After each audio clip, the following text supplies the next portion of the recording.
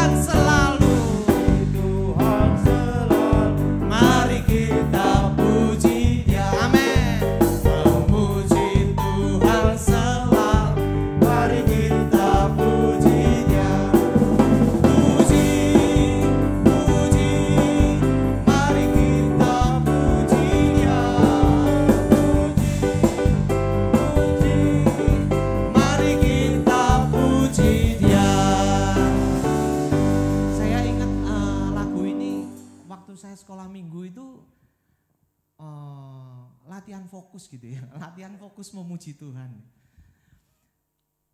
Kita variasi pujian ini nanti banyak bapak-bapak yang di sini, bapak-bapak itu biasanya rodok lemah gitu ya. Nanti lemah dalam nyanyi, gampang ndak fokus, gampang ke bawah. Nanti bagian yang sini nyanyi dulu, memuji Tuhan selalu gitu ya. Nanti sampai puji-puji, ini puji-puji, yang sini mulai nyanyi memuji Tuhan selalu. Paham? Bisa? Kita sama-sama bangkit berdiri, memuji Tuhan selalu. Memuji Tuhan selalu.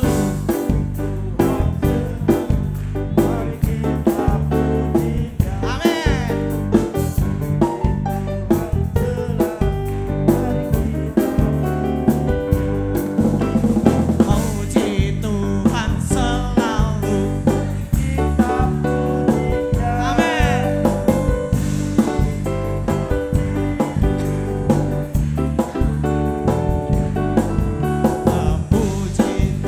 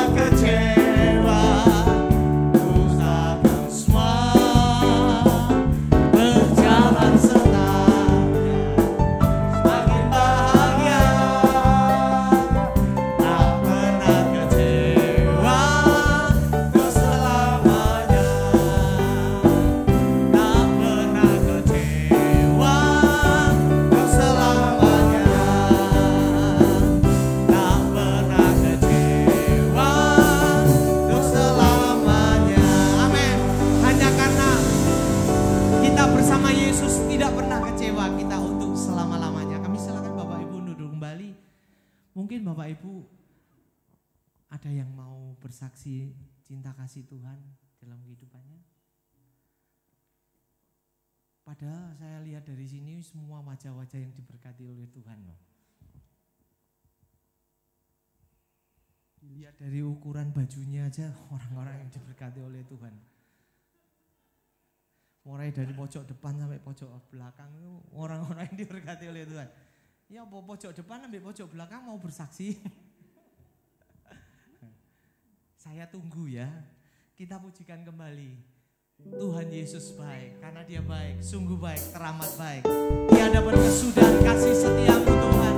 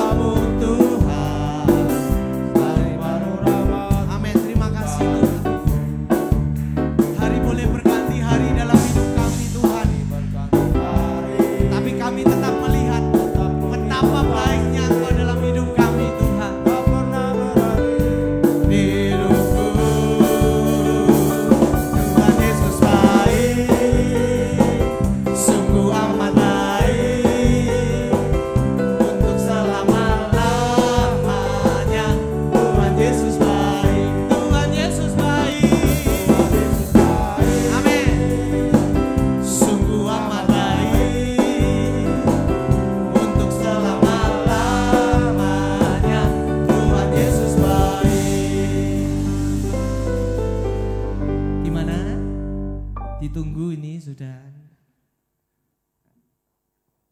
pojok Mbak Ruth, Pak Budi, bodoh yang pojok. Gimana? Lanjut? Ya, sama-sama kita bangkit berdiri. Tuhan Yesus baik.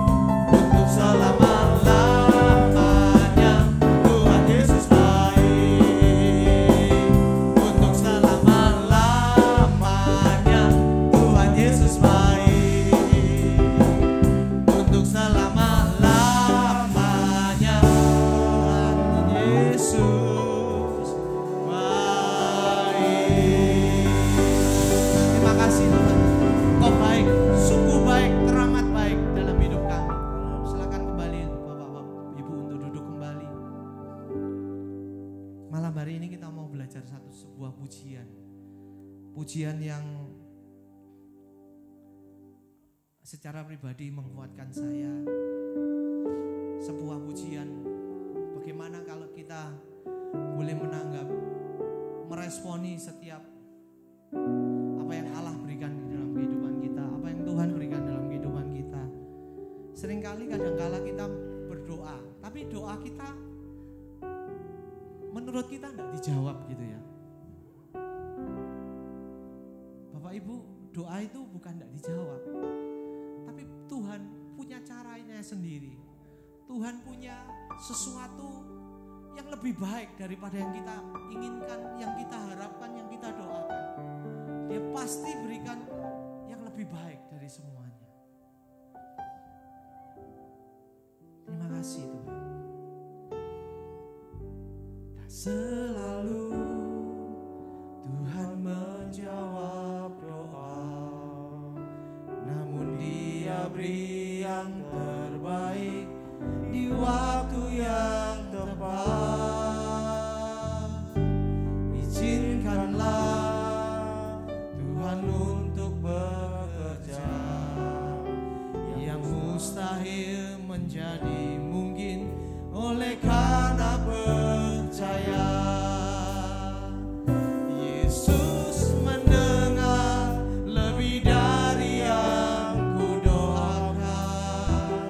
Yesus menjawab lebih dari yang kuharapkan.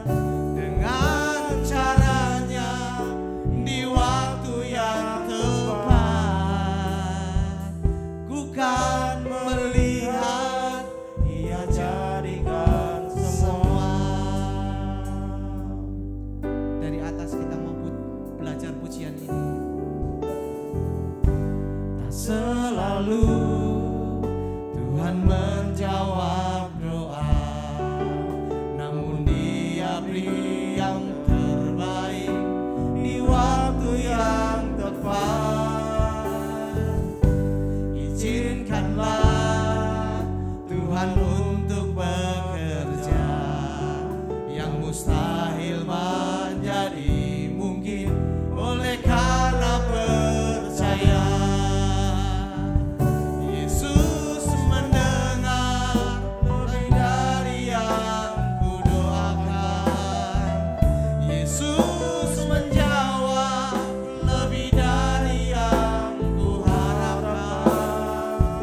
Dengan caranya di waktu yang tepat, ku kan melihat Ia jadikan semua. Kembali kami jemput Bapak Ibu untuk sama-sama kita bangkit berdiri. Biarlah pujian ini menjadi doa setiap kami Tuhan. Selalu Tuhan menjawab, karena kami tahu Tuhan, namun Dia beri Kau berikan yang terbaik bagi kami Tuhan. waktu yang tepat. Terima kasih Tuhan. Izinkanlah Tuhan untuk bekerja, yang mustahil bagi mungkin oleh karena percaya. Yesus mendengar lebih dari yang kudoakan. Yesus menjawab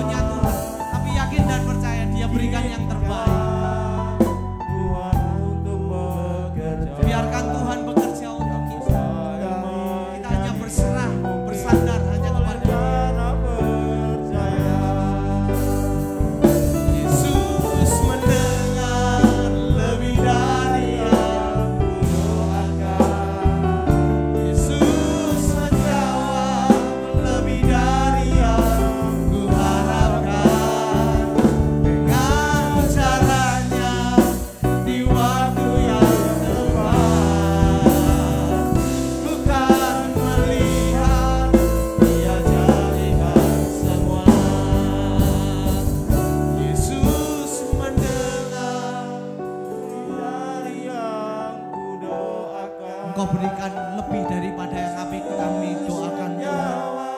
Engkau menjawab Tuhan, lebih dari semua yang kami harapkan Tuhan. Amin. Kami memuji cara-Mu Tuhan, kami memuji waktu-Mu Tuhan. Amin. Biarlah kami boleh melihat. Amin. Haleluya Yesus.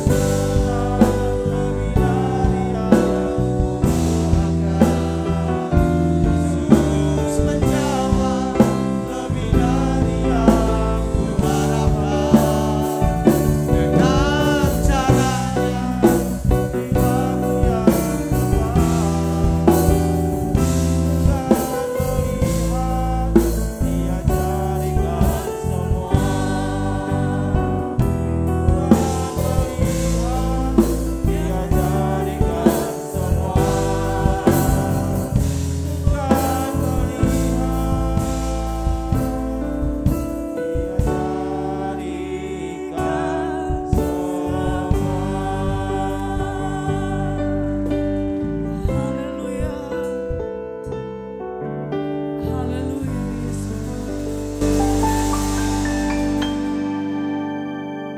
Berterima kasih di hadirat-Mu Tuhan, bahwa Engkau Allah yang baik, Engkau teramat baik dalam hidup kami semua. Di malam hari ini, kalau kami ada ini semua karena kemurahan Tuhan, karena keajaiban Tuhan dalam hidup kami. Kami bersyukur punya Allah yang luar biasa seperti Engkau. Kami bersyukur punya Bapa yang kekal, Bapa yang tidak pernah meninggalkan kami. Bahkan di tengah-tengah keadaan terberat pun dalam hidup kami selalu alami Tuhan ada buat kami semua.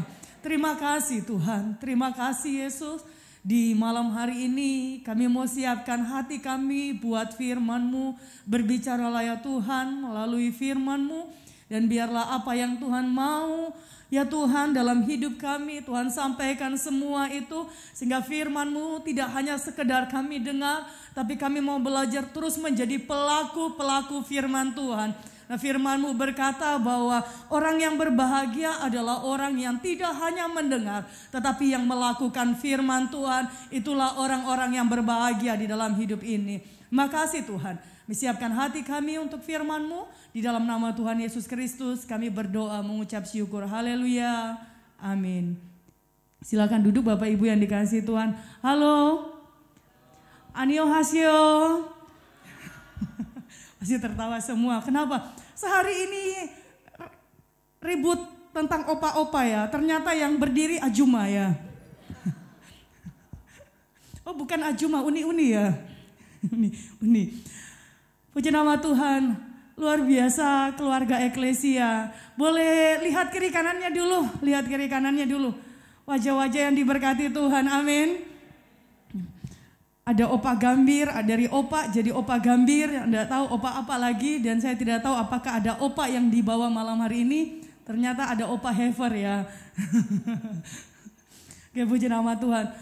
Malam hari ini Bapak Ibu Saudara yang dikasihi oleh Tuhan, ada pujian tadi kita sebelum firman Tuhan katakan bahwa tidak selalu Tuhan menjawab doa kita. Waktu doa kita tidak dijawab, bagaimana respon kita Bapak Ibu Saudara? Udah mulai menang. Waktu doa kita tidak dijawab, apa yang kita lakukan? Atau apa respon kita Bapak Ibu Saudara? Nunggu, berdoa terus. Yang di bagian belakang protes. Nah, apalagi ngenteni, nesu, protes, ngenteni, nesu. Tetap berdoa, terus berdoa. Terus apa lagi yang kita lakukan Bapak Ibu Saudara?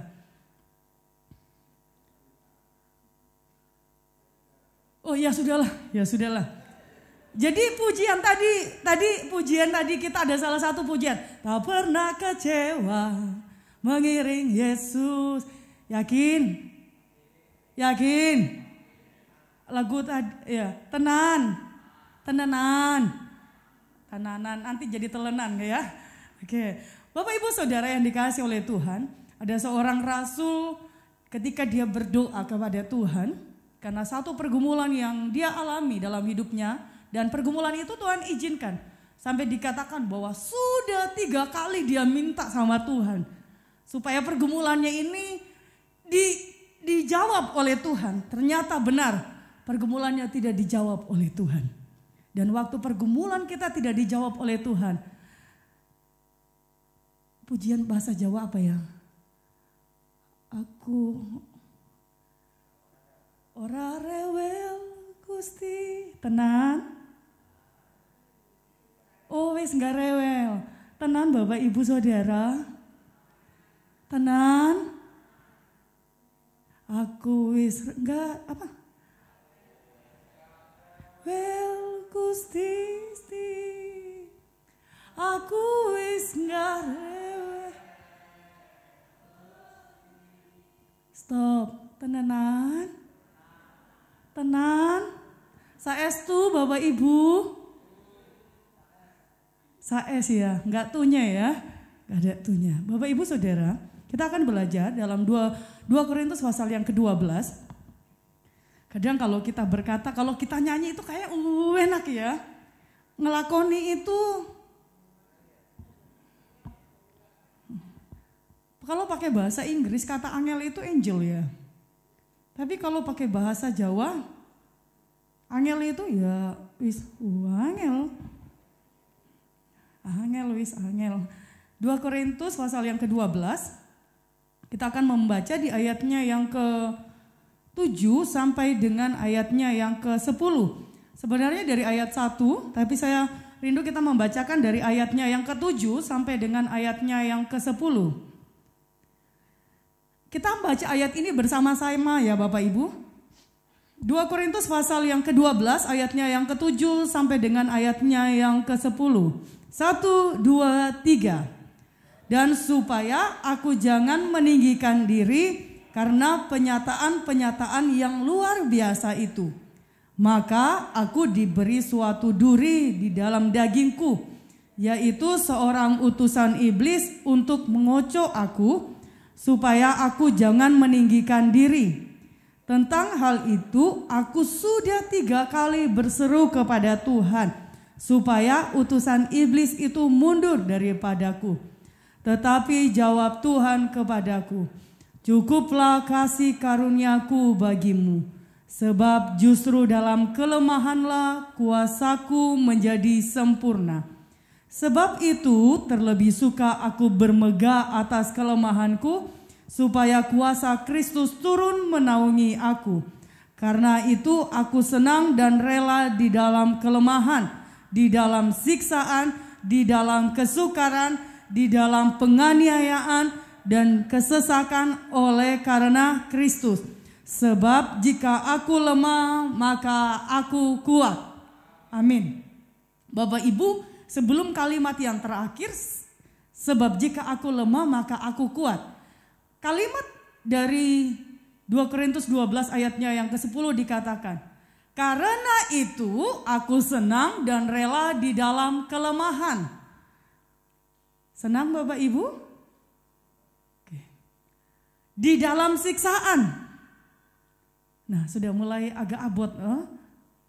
Isketok gitu ya. Di dalam kesukaran. Di dalam penganiayaan. Dan kesesakan oleh karena Kristus. Jumat lalu kita dengarkan firman Tuhan bagaimana dikatakan bahwa orang yang mempunyai kerajaan sorga adalah orang-orang yang apa? Selali yang tengah hari Jumat ini selali. Iya, orang yang berbahagia, pasti orang yang berbahagia. Nah, mencapai yang namanya kebahagiaan itu ada proses yang harus kita jalani. Di situ kita dikatakan firman Tuhan dikatakan di dalam Matius pasal yang ke-5 mulai ayat yang ke-9 sampai dengan yang terakhir. Dikatakan bahwa orang-orang yang dianiaya oleh karena Kristus tapi tetap terus setia mengiring Tuhan sekalipun ada di dalam penganiayaan, di dalam siksaan, tetapi tetap setia mengiring Tuhan, maka yang akan dialami adalah mereka akan mempunyai kerajaan surga. Nah, kalau belakang-belakangnya itu biasanya kita suka ya Bapak Ibu. Ya Bapak Ibu Saudara ya. Kalau biasanya berbahagia, kata berbahagialah atau karena empunya kerajaan surga. Jika aku lemah maka aku kuat. Biasanya kita itu senang dengarnya. Tapi waktu kita alami proses, sanggupkah kita untuk tetap terus percaya kepada Tuhan? Sanggupkah kita untuk mengambil satu respon, satu tindakan untuk tetap percaya pada Tuhan? Nah, di dalam 2 Korintus ini, dari pasal yang ke-12, dari ayatnya yang pertama sampai ayatnya yang ke-6, di sana menceritakan bahwa Rasul Paulus berkata, aku harus bermegah, sekalipun memang hal itu tidak ada faedahnya, namun demikian aku hendak memberitakan penglihatan dan penyataan yang kuterima dari Tuhan. Jadi Rasul Paulus ini dibawa oleh Tuhan sampai pada tingkat langit yang ketiga. Dan Tuhan memberikan penglihatan kepada Paulus. Penyataan kepada Rasul Paulus. Dan di sini dikatakan, di ayatnya yang kedua, aku tahu tentang seorang Kristen 14 tahun yang lampau, entah di dalam tubuh, aku tidak tahu, entah di luar tubuh, aku tidak tahu. Allah yang mengetahuinya. Orang itu tiba-tiba diangkat ke tingkat yang ketiga dari surga. Aku juga tahu tentang orang itu, entah di dalam tubuh, entah di luar tubuh. Aku tidak tahu. Allah yang mengetahuinya. Tiba-tiba diangkat ke Firdaus dan ia mendengar kata-kata yang tak terkatakan, yang tidak boleh diucapkan manusia. Atas orang itu aku hendak bermegah, tetapi atas diriku sendiri aku tidak akan bermegah. Kalimat selanjutnya dikatakan, selain atas kelemahan-kelemahanku. Sebab sekiranya aku hendak bermegah juga, aku bukan orang bodoh lagi karena aku mengatakan kebenaran. Tetapi aku menahan diriku supaya jangan ada orang yang menghitungkan kepadaku lebih dari apa yang mereka lihat padaku atau yang mereka dengar daripadaku. Akhirnya di ayatnya yang ke-7 Rasul Paulus berkata, dan supaya aku jangan meninggikan diri atas penyataan-penyataan, atas penglihatan-penglihatan yang sudah Tuhan perlihatkan kepada Rasul Paulus. Akhirnya apa? Dia katakan sendiri, maka aku diberi suatu duri di dalam dagingku, yaitu seorang utusan iblis untuk mengocoh aku supaya aku jangan meninggikan diri. Pada dasarnya kehidupan manusia identik dalam hidup manusia bahwa ketika kita hidup di dalam kedagingan, hidup menurut keinginan daging, kebanyakan orang itu, manusia itu identiknya selalu hidupnya bicara tentang meninggikan diri.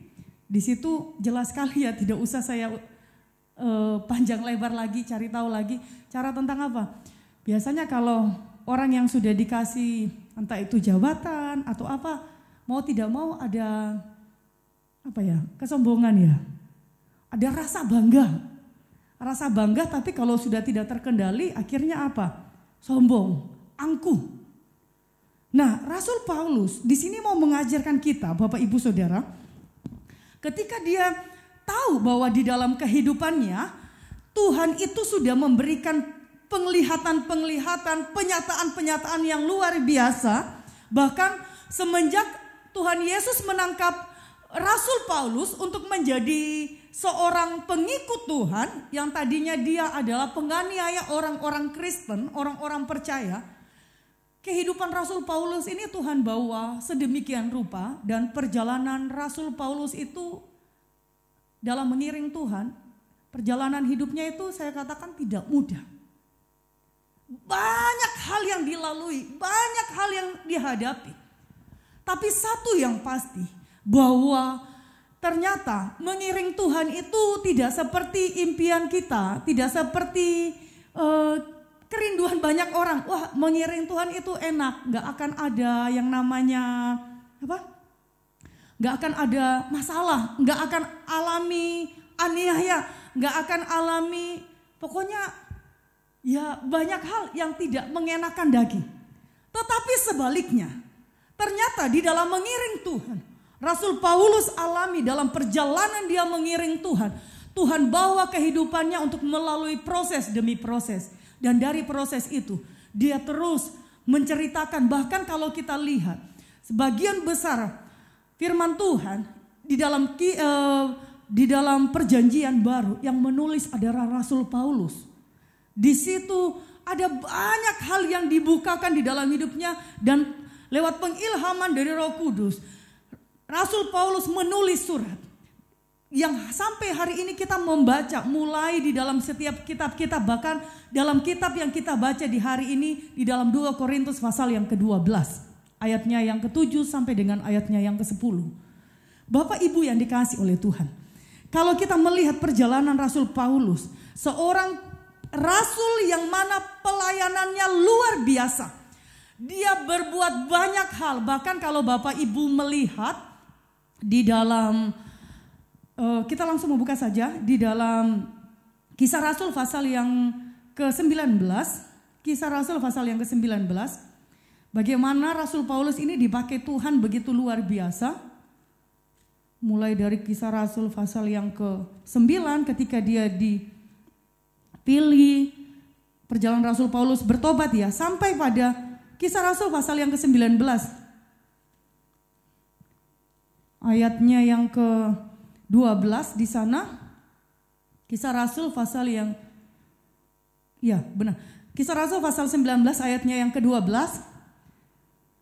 Ketika Rasul Paulus ada di Efesus, luar biasanya ya, mujizat-mujizat yang Paulus lakukan ketika Allah tetap terus menyertai kehidupannya serta pelayanannya. Dikatakan dari ayatnya yang ke-11, oleh Paulus Allah mengadakan mujizat-mujizat yang luar biasa. Bahkan orang membawa sapu tangan atau kain yang pernah dipakai oleh Paulus dan meletakkannya atas orang-orang sakit, maka lenyaplah penyakit mereka dan keluarlah roh-roh jahat. Kita lihat di sini, Rasul Paulus begitu luar biasa. Sampai sapu tangan yang pernah dipakai, orang pakai untuk menyembuhkan orang lain. Luar biasa Rasul Paulus dipakai oleh Tuhan.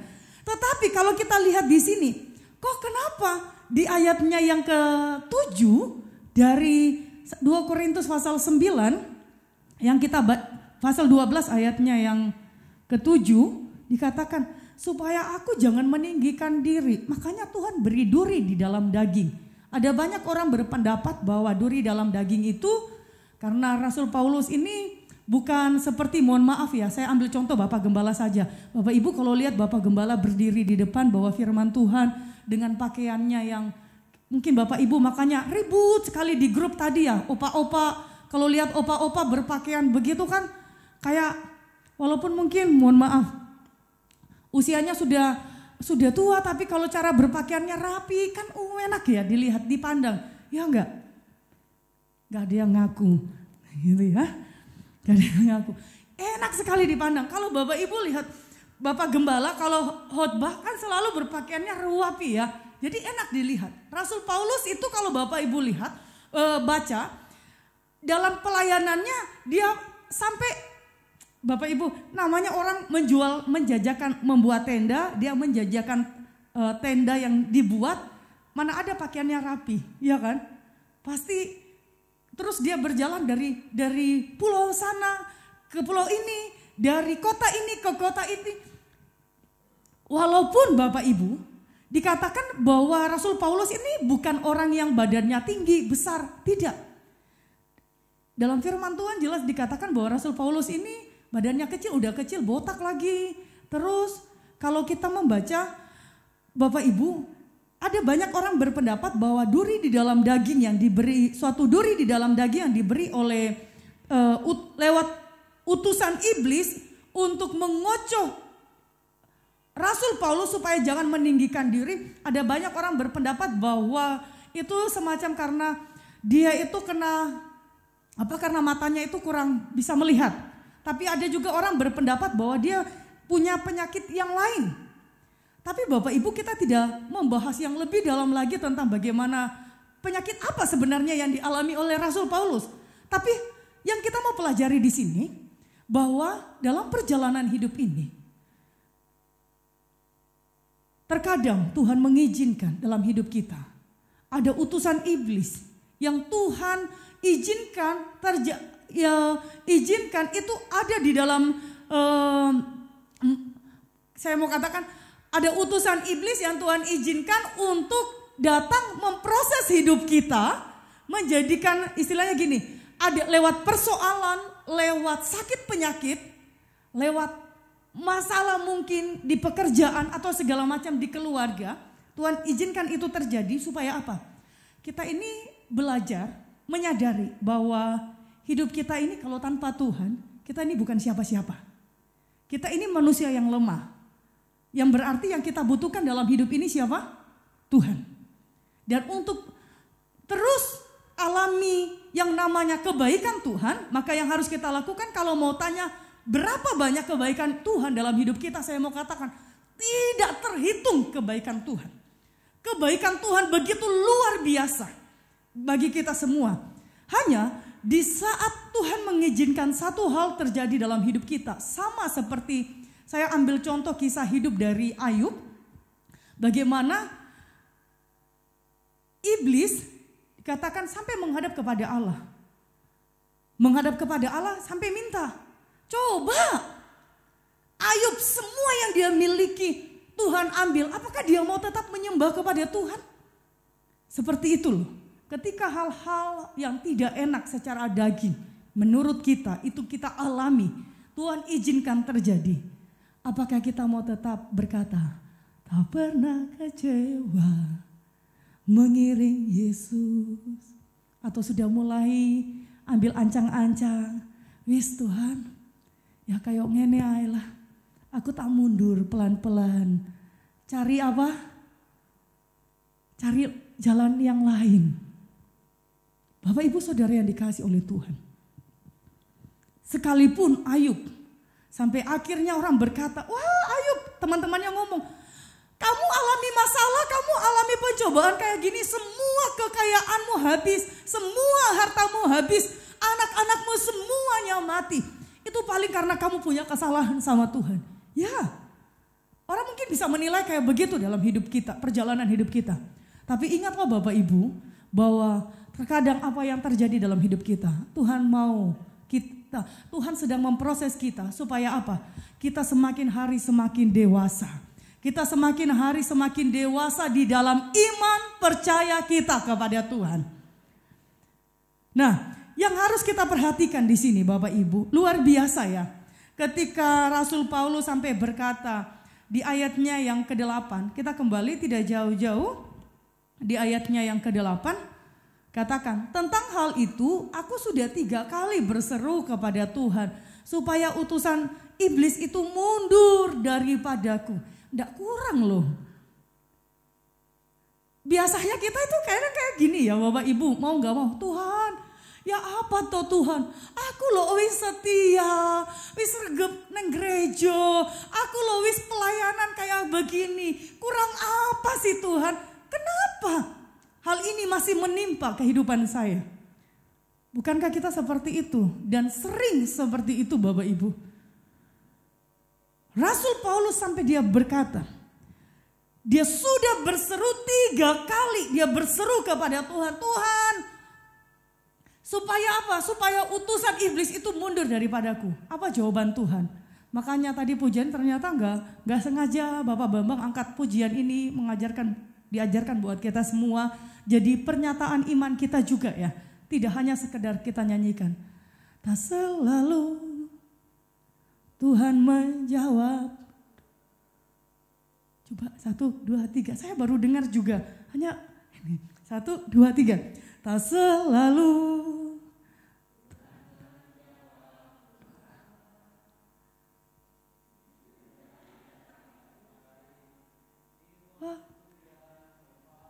Bapak Ibu, kalimat yang kedua berkata, mungkin kita waktu kita nyanyi pertama gak enak rasanya, tidak selalu Tuhan menjawab doa.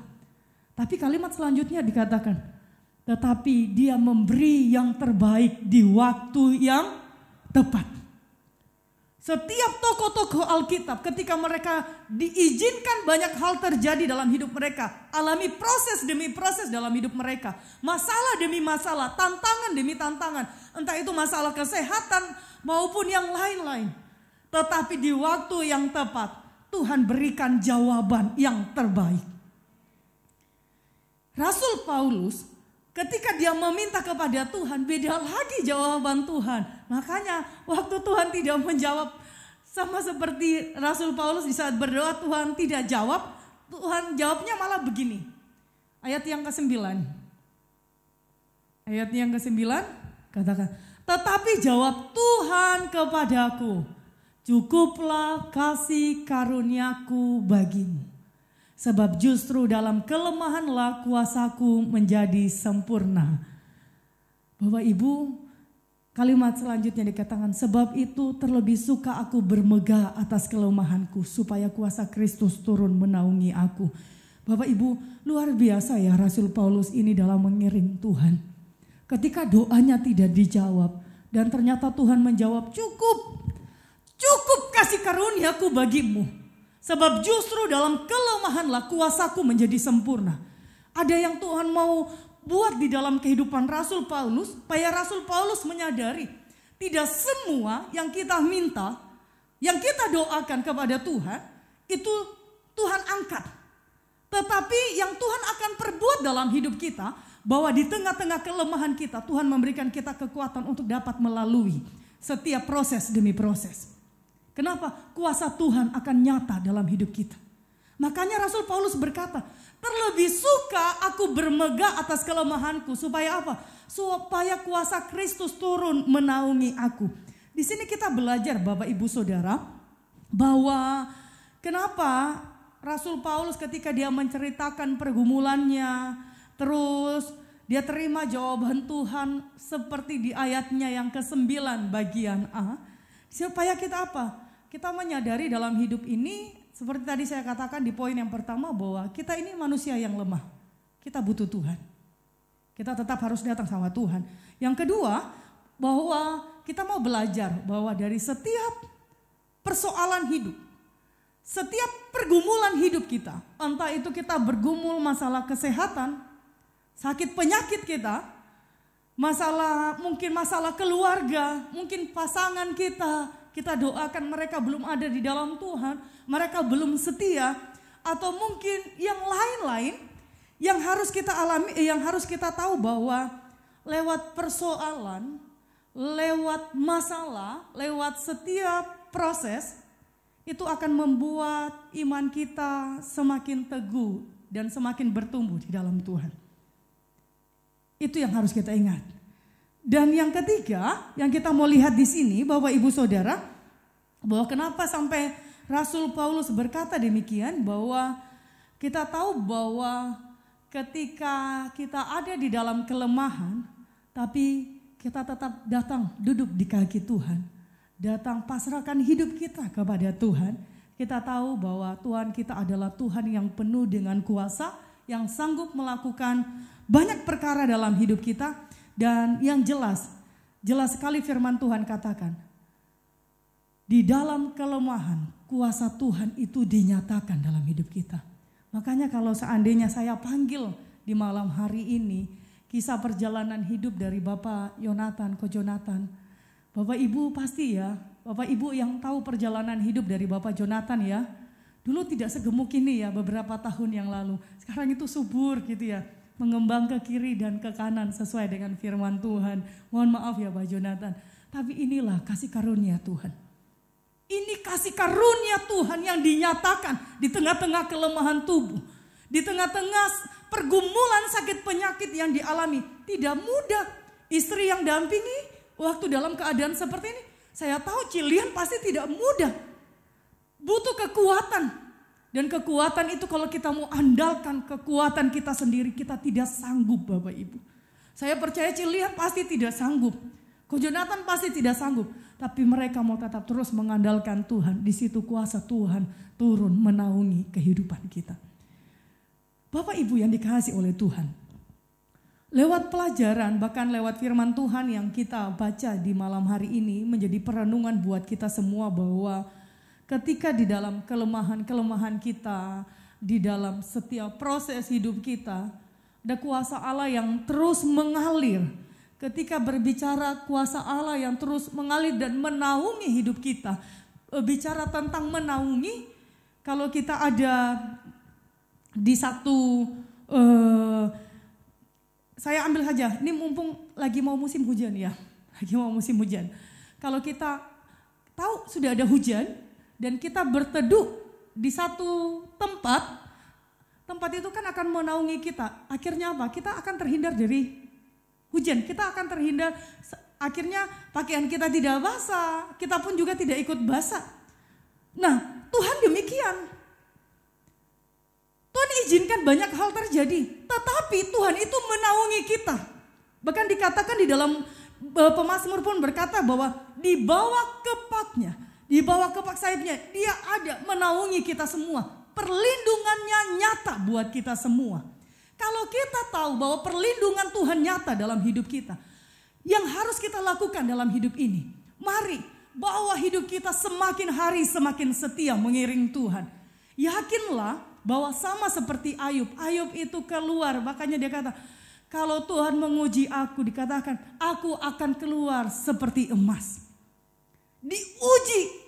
Bahkan Bapak Gembala sudah katakan ya, bagaimana Bapak Gembala punya teman yang seorang dikatakan, dia, mohon maaf kalau saya ngomong ya, yang punya toko emas kah, bagaimana dia, gitu. Akhirnya emas itu, kalau emas murni, waktu dibakar, dia tidak akan hitam. Tetapi dia akan keluar semakin mengkilat. Keluar semakin bersinar. Demikian dalam perjalanan hidup kita. Semakin kita mungkin dibakar lewat persoalan, lewat tantangan, kita akan terus keluar sama seperti emas. Waktu kita ada di dalam dapur ujian, kita akan keluar sama seperti emas. Semakin bersinar untuk kemuliaan nama Tuhan. Jangan takut Bapak Ibu. Kalau ditanya, wah enak sih tuh ngomong. Iya. Bapak Ibu kalau mau bersaksi 2 bulan yang lalu ya, kayaknya aku berturut-turut mikir, ada apa tuh Tuhan? Suami saya baru habis kecelakaan, tidak sampai 3 minggu ditabrak orang lagi. Ya kok apes man toh hidupnya. Kalau kita bilang kok apes man. Ya toh Bapak Ibu. Habis itu anak saya Geo main sama kakaknya, lompat-lompat. Kakinya keinjak, tulangnya retak. Di situ saya berkata begini, Tuhan, apa yang Tuhan mau dalam kehidupan kami sekeluarga? Kalau memang ini Tuhan izinkan terjadi untuk membuat iman kami semakin teguh di dalam Tuhan, mampukan kami. Itu yang saya katakan. Bahkan saya melihat dari apa yang Tuhan izinkan terjadi. Bahkan kalau saya ingat dari bulan April ya, pas suami saya besoknya ulang tahun, hari tanggal 24-nya anak kami masuk rumah sakit. Sampai suami saya katakan, enggak apa-apa ya, ulang tahun di rumah sakit. Pengalaman terindah ulang tahun di rumah sakit, enggak apa-apa ya. Saya bilang, walaupun Glenn enggak ada di sini, kita bertiga ada di sini dan Tuhan ada di sini. Saya sampai katakan begini, Tuhan, apa yang Tuhan mau kerjakan? Dan Tuhan, saya sampai belajar juga dari anak saya bahwa di tengah-tengah kelemahannya, sampai waktu dia sakit dia katakan, mama. Waktu setiap perawat mau perbaiki, namanya anak kecil usrak aja ya. Selang impulsnya itu mesti copot dan keluar darah. Dan apa yang terjadi? Setiap mau diperbaiki kan mesti ditekan. Pas ditekan itu kan kita aja yang udah usia kayak gini sakit. Apalagi anak kecil. Dia berkata sambil tangannya air matanya mengalir gitu, dia bilang, kakak, hati-hati ya kak, hati-hati. Terus dia bilang begini, mama, doakan mah, papa ayo doakan. Dia minta doakan, padahal dia masih merasakan sakit. Tetapi apa yang dia katakan? Sudah sembuh ya mah, sudah sembuh. Itu yang membuat kami melihat bahwa kebaikan Tuhan. Jadi kebaikan Tuhan itu tidak hanya berbicara, ketika kita diberkati, ketika kita punya pergumulan itu dijawab Tuhan, itu kebaikan Tuhan. Saya mau katakan kebaikan Tuhan begitu luar biasa buat kita. Hari ini kalau kita masih bernafas itu kemurahan dan kebaikan Tuhan. Yang harus kita bawa dalam hidup ini. Mari dalam segala kondisi, situasi apapun yang Tuhan mau dalam hidup kita. Ada satu saat mungkin kita dipercayakan banyak hal. Tuhan tidak mau dalam hidup kita ini kita memiliki yang namanya keangkuhan hidup. Kita merasa tinggi hati. Justru Tuhan mau kita tetap terus hidup di dalam kerendahan hati. Orang yang memiliki kerendahan hati, bahkan di dalam Matius pasal yang ke-5 pun juga ucapan berbahagia, itu pun demikian dijelaskan dengan begitu luar biasa. Dan Bapak Ibu yang dikasihi oleh Tuhan, selain hal ini yang Tuhan mau dalam hidup kita, Tuhan mau dalam perjalanan hidup ini, mari tetap terus andalkan Tuhan. Sekalipun mungkin kita tidak tahu, saya tidak tahu Bapak Ibu punya pergumulan apa yang sampai hari ini masih belum dijawab oleh Tuhan.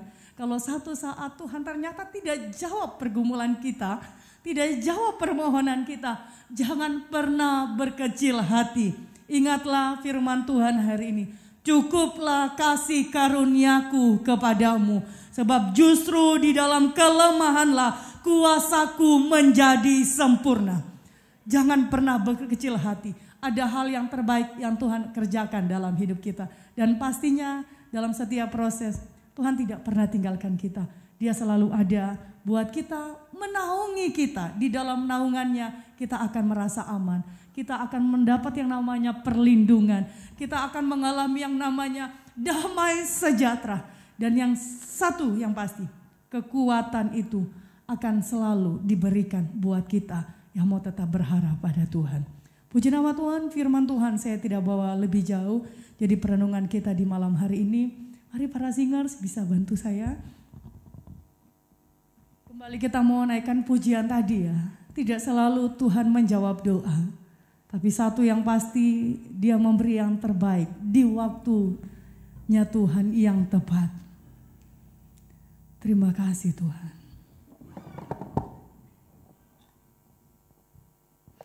Haleluya Yesus.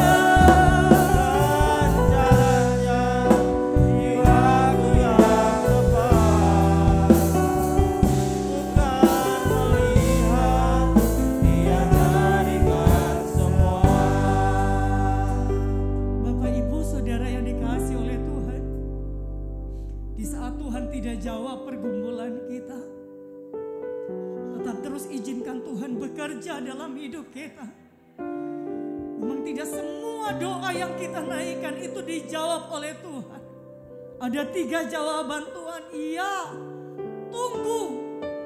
Dan Tuhan katakan sama seperti Rasul Paulus, cukup kasih karunia. Justru dalam kelemahanlah kuasaku menjadi sempurna. Saya tidak tahu Bapak Ibu punya pergumulan apa yang Bapak Ibu bawa malam hari ini.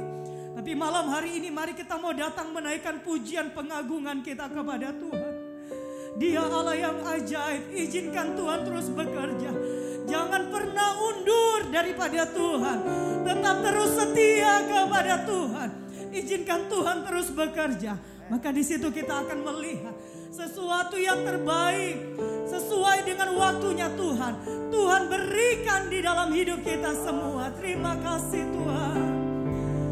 Yesus mendengar lebih dari yang haleluya.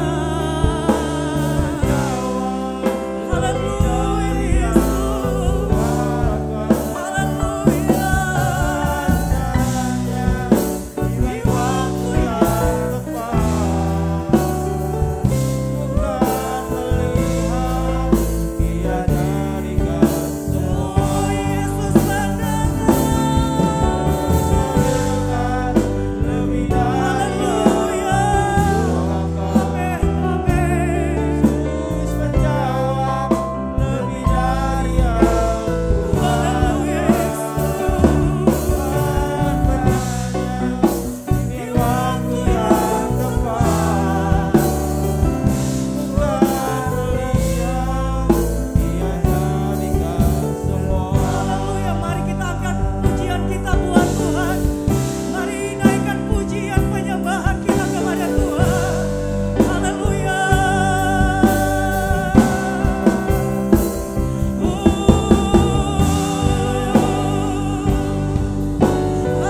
Haleluya Yesus.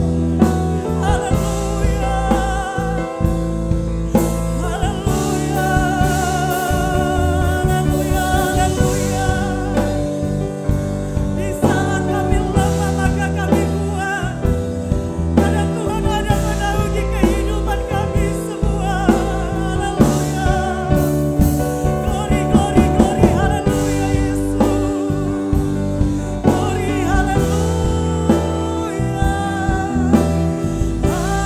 Haleluya. Haleluya. Haleluya, haleluya. Kau yang layak kami sembah, Kau yang layak kami agukan, Kau segala-galanya, Kau segala-galanya Yesus, Yesus, haleluya, haleluya Yesus, terima kasih Tuhan, terima kasih Yesus, terima kasih Yesus. Yesus mendengar lebih dari yang kudoakan. Dengan kasih Kristus Ibu Gembala akan menuntut kita di dalam doa. Lebih dari yang kuharapkan. Dengan caranya di waktu yang tepat bukan melihat Ia jadikan semua. Yesus mendengar Lebih dari yang kudoakan. Yesus menjawab lebih dari yang kuharapkan. dengan caranya di waktu yang tepat Bukan melihat Ia jadikan semua. bukan melihat Ia jadikan semua. Bukan melihat Ia jadikan semua.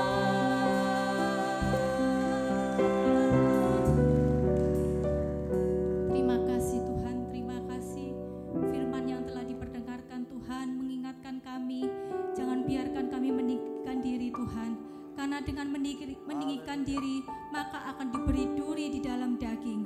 Biarlah kasih karunia ada dalam hidup kita, sebab dalam kelemahanlah kuasa-Mu menjadi sempurna. Biarlah Tuhan Yesus segala permasalahan yang ada Tuhan, kami berserah kepadamu Tuhan. Duduk diam dalam doa sehingga kuasa Kristus menaungi kita. Kami bersyukur berterima kasih Tuhan di akhir ibadah ini Tuhan. Kau telah menyertai kami Tuhan.